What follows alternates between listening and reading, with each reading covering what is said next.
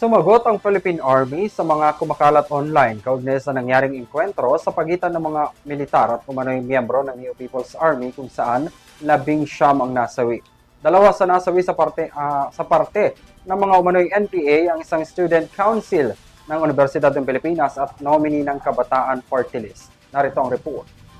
Kinumpirma ng UP Diliman University Student Council na isa sa 19 na nasawi ang miyembro ng organisasyon na si Alyssa Alano. Hustisya ang sigaw ng UP Diliman USC saan nila pasistang atake at panunupil ng militar sa Negros Occidental. Sa kanilang pahayag, tinukoy ng Student Council si Alyssa bilang innocent civilian at kinundina ang pagkamatay nito na iniuugnay nila sa umano'y militarisasyon sa lugar. Nauna na rin sinabi ng Philippine Army na nagkaroon ng engkwentro sa pagitan ng 79th Infantry Battalion at mga hinihinalang miyembro ng New People's Army sa naturang lugar. Naglabas na rin ito ng pahayag kaugnay sa mga kumakalat online ng mga umano'y researchers at journalists ang mga nasawi sa encounter site. Gusto natin i-emphasize dito sa mga kumakalat na mga maling information sa social media, dapat tingnan ng mabuti, scrutinize yung mga sinasabi, huwag agad paniwalaan dahil ang ating Philippine Army ay sumusunod sa human rights at international humanitarian law. Ayon kay Philippine Army spokesperson Colonel Louis Di Maala, nakakabahala ang pagbubuwis ng buhay pero mahalaga rin na itanong ang dahilan kung bakit nandoon daw sa mismong encounter site at umano'y armado ang mga napaslang.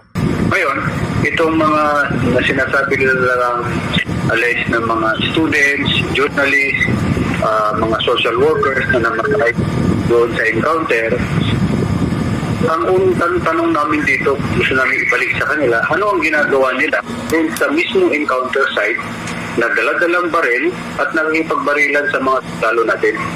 Kinumpirma rin ni Di Maala na isa sa mga nominado ng Kabataan Party List ang nasawi sa enkwentro na kinilalang si RJ Nicole Ledesma.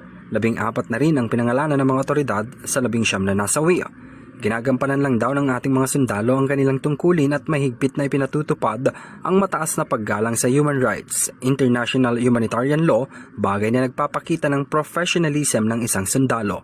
Itinanggi rin nito ang mga paratang at kumakalat online kaugnay sa militarisasyon at iginit na nandoon lamang ang mga tropa ng pamahalaan para mapanatili ang peace and order sa lugar. Hindi po tayo, kumbaga, dinideny natin yon, no? Na yung sinasabi nilang militarisasyon, narrative nila yon, yan ang gusto nilang ipalabas na magulo ang Negros Occidental. Ang ginagawa naman ng ating mga kasundaluhan doon is to ensure yung peace and order sa lugar.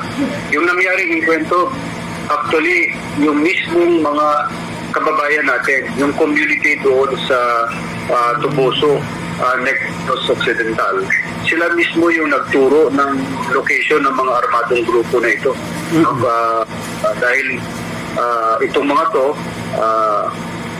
walang ginawa kundi manggulo doon sa